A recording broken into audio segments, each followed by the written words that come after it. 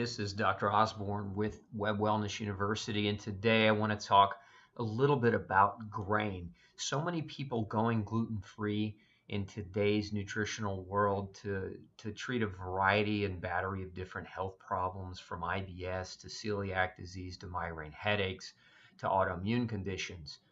And gluten-free traditionally means going wheat, barley, and rye-free. But so many people pull up short. They stop short. They don't cut all the grain out. And so they continue to have chronic health issues. This has been confirmed in a number of different research studies that people who don't fully cut grain out continue to suffer with a lot of the same types of inflammatory problems. Well, why does that happen? Well, if we look at this diagram, I want to show and point out some of the reasons why grain as a food in the diet is just not a good choice. Whether you are gluten sensitive or whether you aren't gluten sensitive, let's just take a quick look at some of these things. So, reason number one, heavy metals.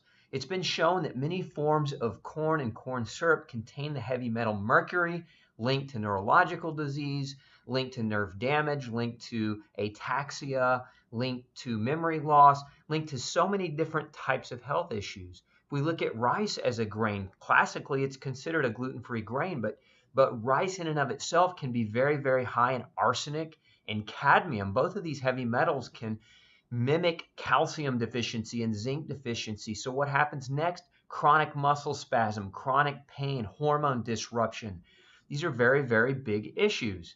Let's look at number two reason to avoid grain as an overall food. Excessive omega-6 fatty acids. Your corn oil, your other grain-based oils and grain-based products are extremely high in omega-6. And one of the reasons why the American diet is very, very inflammatory. Remember, omega-6 promotes inflammation. Its counterpart, omega-3, which is an essential fatty acid, is the counter to inflammation. So if we're over-consuming omega-6 fatty acids, our bodies have a chronicity toward inflammation. So we make our bodies more prone to developing inflammatory conditions. Reason number three, leaky gut syndrome, aka intestinal hyperpermeability.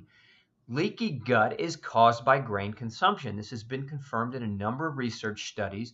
So imagine your gut, instead of being there doing the job it's supposed to do, in essence, instead of separating good from bad and absorbing good nutrients into the bloodstream, you've got these microscopic punch holes in your gut wall, and it allows bacteria and proteins from these bacteria and viruses and other things to leak into your immune system, to leak into your bloodstream, triggering all different forms of autoimmune diseases. So we don't want to induce leaky gut, therefore we cut the grain out of the diet.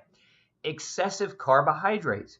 Grains are extremely high in carbohydrates. Now, we've all been told by nutritionists and doctors who don't really have all that great of a training in nutrition that we need a 60%, our diet needs to be 60% carbs, 30% protein, 10% fat. In other words, low fat, high carb diets. Now, if we look at the last 40 years of this advice, we've got more cancer, more heart disease, more diabetes, and more obesity. It's because excessive carbohydrates contribute to these diseases. So high levels of grain in the diet contributes to excessive carbs and leads to a number of different blood sugar disruptive problems leading to chronic degenerative disease. Again, chronic inflammation and pain. Mold. What many of you don't realize is that when grain is stored in big bins, it has a tendency to grow multiple species and different forms of mold. Now, many people are allergic to mold, and so they're reacting to mold items in the grain itself. But then there's this other thing that mold produces. If we come over here to mycotoxins, mycotoxins can be deadly to humans. There are some mycotoxins that are used in chemical warfare to kill the enemy. And so grain-based foods are very, very high in mycotoxins. In the US, there's no limit on mycotoxins. In other words, your food can be high in mycotoxins. In grain-based foods, there was a study done a few years ago on mycotoxins found, especially in corn-based products, were very, very high and contributing to a lot of inflammation in people consuming them. So mold and mycotoxins, just another set of reasons why we don't want grain in the diet. Then we look at GMO. Now, not all grains GMO, but corn, 90% plus of the corn produced in this country is made from genetically modified seed. And that in and of itself, the safety has not been well established. All of the studies are very, very short term. But the long-term studies in animals show cancer and gastrointestinal dysfunction and disease. So GMO can be very, very, in my opinion, very dangerous. And so I would highly encourage you to avoid it. So GMO grains, definitely a no-no. Then we come down here to pesticides. Now, pesticides, if we look at the way grain is grown, most conventional grains, we spray the field with pesticide, then we spray it again right before harvest. So the grains get a double dose of pesticide before they're served to you. And the farmers that apply these pesticides wear chemical warfare suits to protect themselves. How is that possible that we've got people who are applying these pesticides are protecting themselves literally wearing gas masks, and then we consider that safe to eat? Doesn't make a whole lot of sense. So avoid the pesticides, avoid the grain. ATIs, this family of chemicals was discovered many years ago. It stands for amylase trypsin inhibitors. Now, these chemicals, highly found in many grains, and wheat has been very well studied, they actually create an inflammatory response in the gut through a receptor called a toll-like receptor. Now, we're not going to have a test at the end of this video so that you have to replicate or repeat these things to me, but I want you to understand that ATIs create gastrointestinal inflammation. And one of the other things they've been shown to do is create pancreatic shutdown. In other words, they deter your pancreas from secreting digestive enzymes, and that in and of itself can create digestive problems. Just another thing that grains are notoriously high in. Then we come to gluten. So I want you to understand, most people have heard of gluten. It's a household word.